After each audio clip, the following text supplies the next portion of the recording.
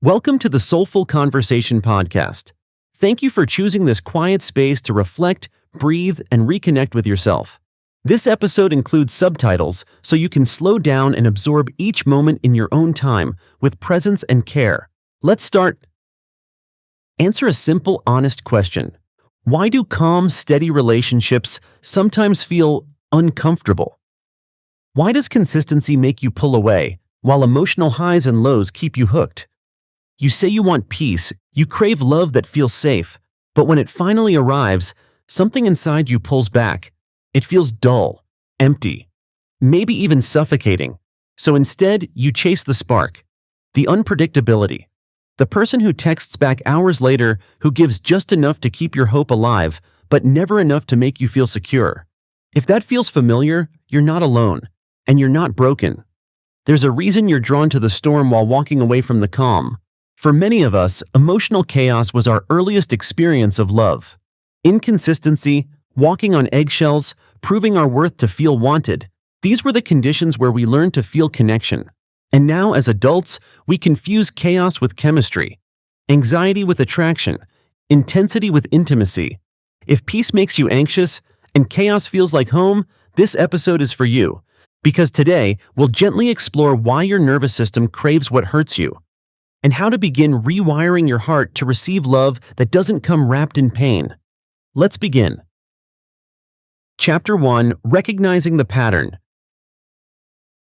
You meet someone kind. They show up on time. They listen. They remember the small details. They don't play games or leave you guessing. They text back. They ask how your day was. They seem emotionally available.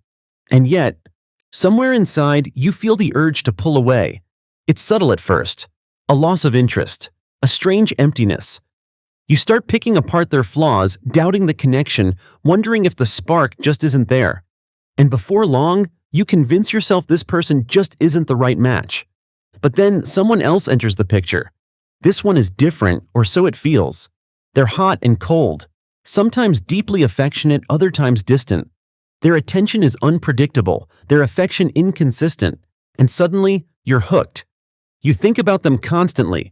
You replay conversations in your head, analyze every message, wait for replies that sometimes never come, and when they finally reach out, your heart races. It feels exciting, alive, urgent. This is the pattern, and it's more common than you think. So many people find themselves repeatedly walking away from the very relationships that could bring peace and emotional security, while chasing the ones that mirror old wounds. Here's the hard truth. When emotional chaos is what you've known, calm feels unfamiliar, and unfamiliar often gets labeled as boring. It's not that the peaceful person lacks depth, it's that they don't activate the anxiety you've unconsciously associated with love. You've trained your nervous system to equate intensity with connection. The highs and lows, the push and pull, the longing and relief, it feels like chemistry. But it's not chemistry. It's your attachment system getting triggered. And when someone doesn't trigger that system, when they just show up, it can feel flat, like something must be missing, because the drama isn't there to give you a rush. This leads to an internal conflict that's hard to name. Why am I not attracted to the person who actually treats me well? Why do I get bored when there's nothing to fix? The answer lies in what your body and mind learned early on. If love came with conditions, with performance, with walking on eggshells, then healthy connection won't register as exciting. It might not register at all. Instead, you'll feel drawn, like a magnet, to the unpredictable one, the person who makes you work for their affection. Because in a painful way, that feels like home. But home doesn't always mean healthy. And what feels like love might just be a reenactment of unresolved wounds. Here's the deeper confusion. We often mistake peace for dullness when it's really just the absence of chaos. We call consistency unexciting when it's actually our nervous system that doesn't know how to trust. So you stay in the cycle, pulling away from what feels safe, chasing what keeps you anxious, confusing rejection for intensity, and calling the chaos love. But it's not love. It's a survival pattern, and recognizing that pattern is the first step to breaking it.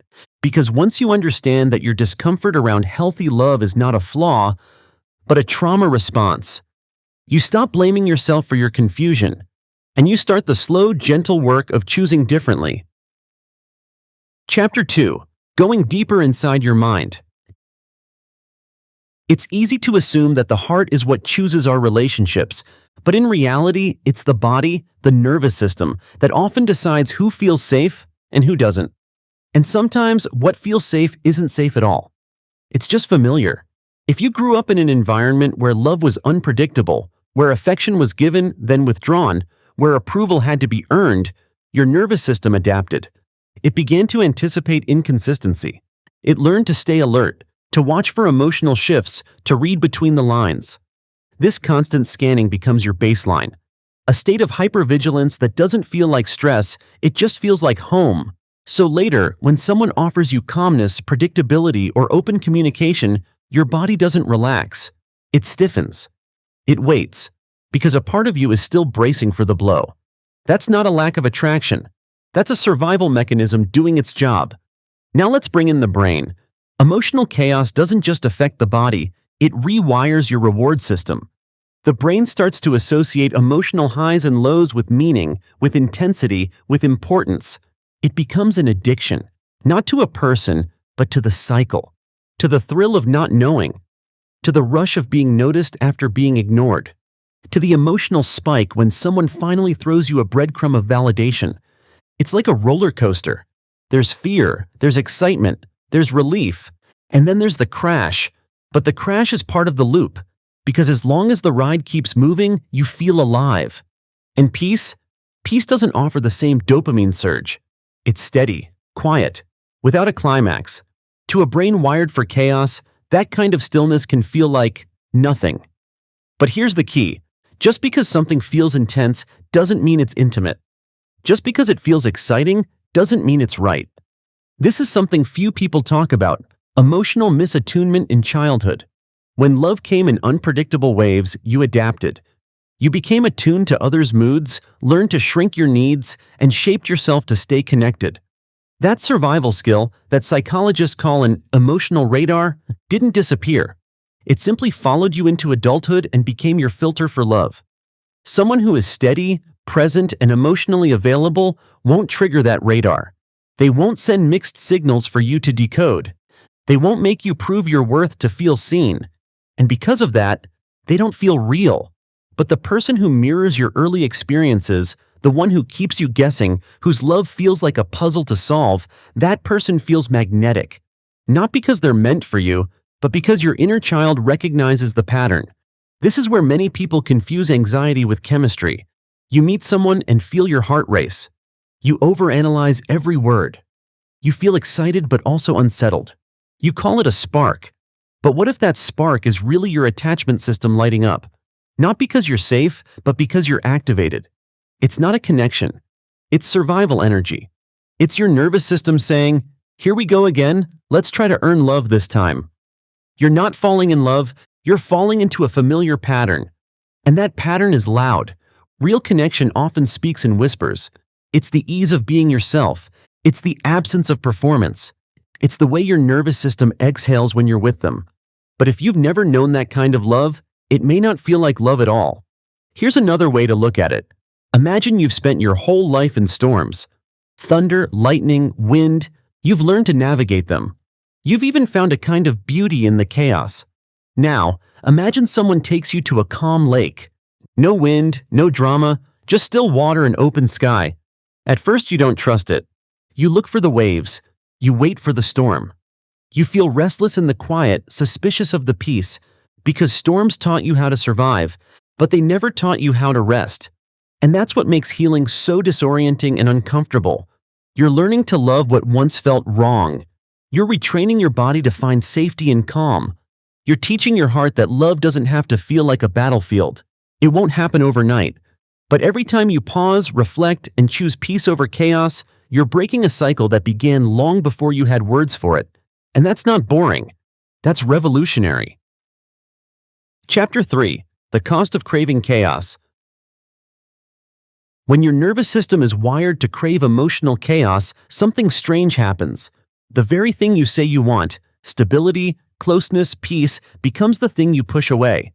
And you don't always do it on purpose. Sometimes you simply lose interest. Sometimes you pick fights over small things. Sometimes, without fully realizing why, you start pulling back just when the relationship is going too well. That's the first cost.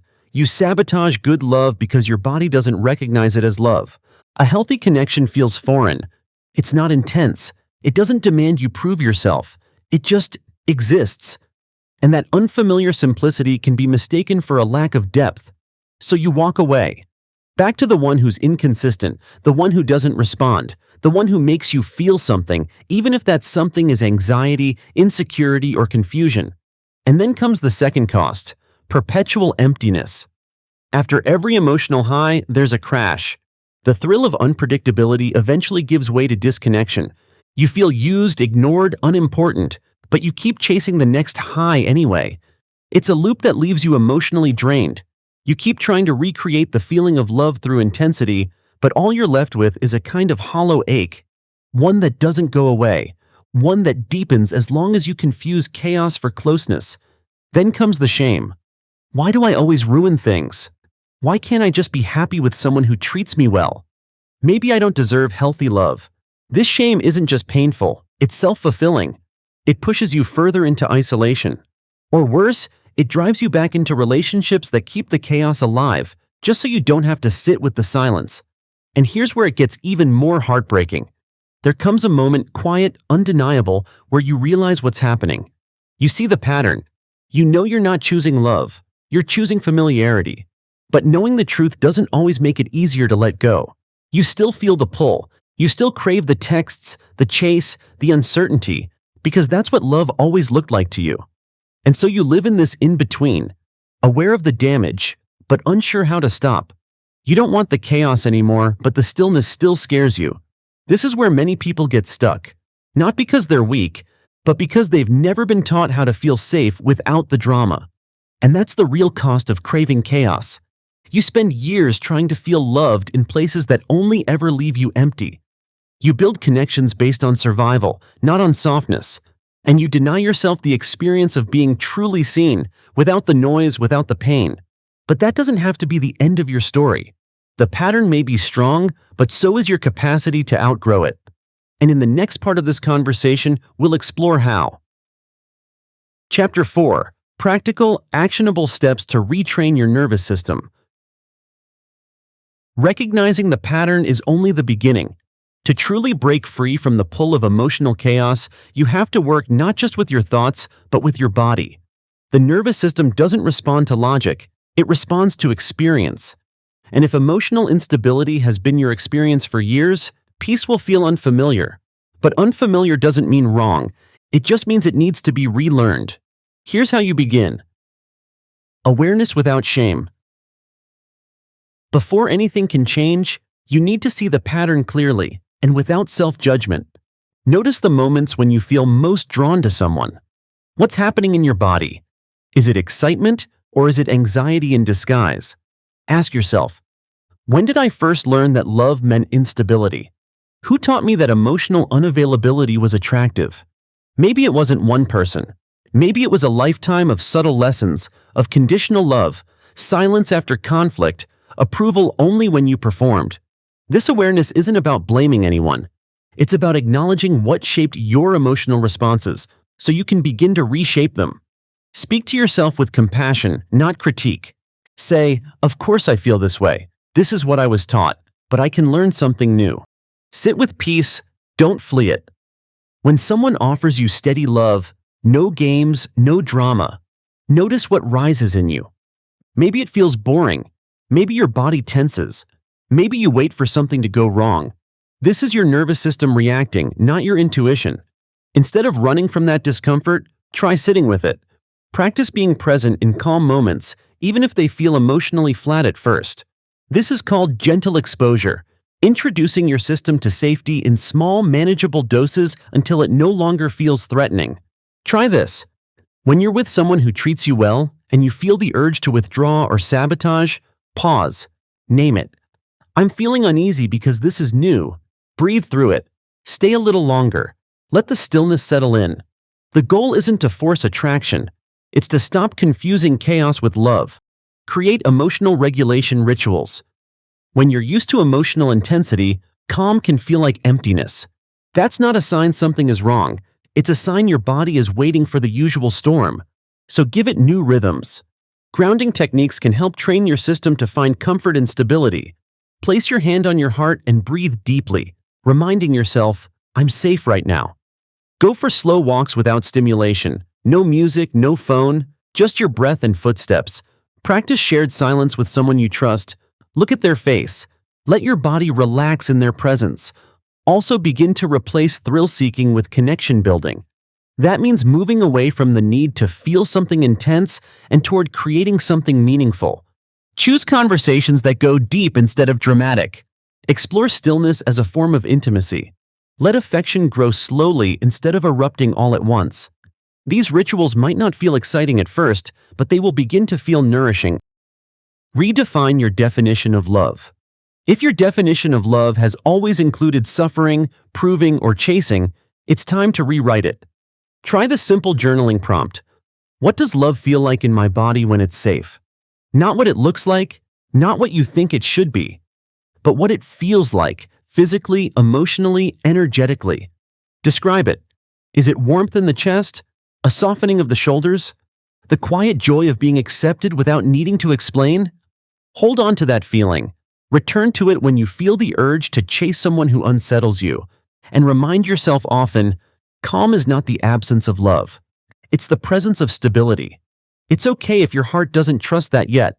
It will, with time, with repetition, with gentle reminders that you are allowed to feel safe in love. Healing doesn't mean you stop feeling. It means you stop mistaking fear for passion. Chapter 5, the final takeaway. Let's take a moment to settle everything we've uncovered. If you've spent your life chasing people who make you feel uncertain, anxious, or unworthy, it's not because you're broken. It's because, at some point, your nervous system was trained to see emotional chaos as love. That pattern didn't begin with you. It was shaped in silence, in inconsistency, in longing. You learned to find comfort in discomfort. You learned to chase, to fix, to prove. Not because you wanted to, but because that's how you were taught to feel close to others. But now you're learning something new. Peace isn't boring, it's unfamiliar. Stillness isn't emptiness, it's stability. And healthy love doesn't require adrenaline, it invites you to soften. You're allowed to feel safe. You're allowed to trust quiet moments.